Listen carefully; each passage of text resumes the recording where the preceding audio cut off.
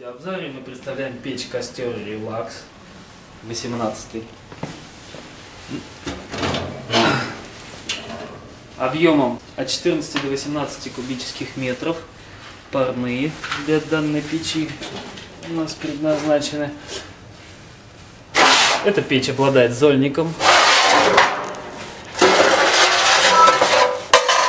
для удобного сброса золы и его выкидывания. Колосником. Оп.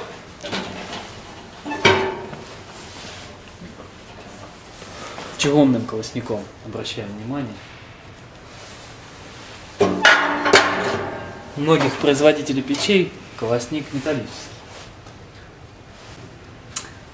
Потом, что у нас в данной печи есть? Смотрим. Дверка. Дверка у нас большая, стеклянная, хороший обзор огня. С логотипом костер, тоже красивый логотип. Да, стеклом 45 сантиметров по диагонали. Эта дверка имеет возможность открываться, как тоже обращаем эту особенность.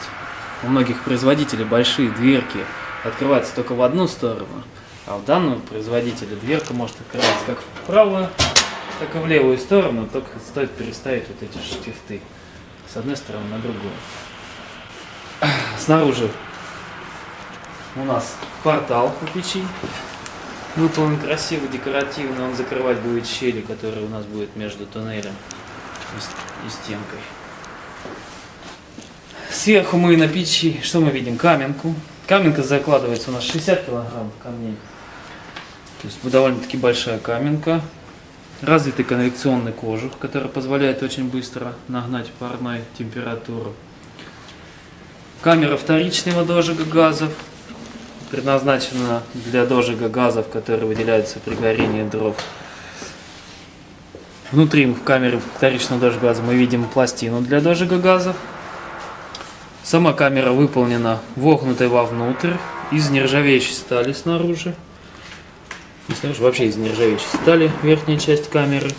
Эта нержавеющая сталь позволяет в воде очень долго задерживаться на ней и выкипать и давать хороший мелкодисперсный пар.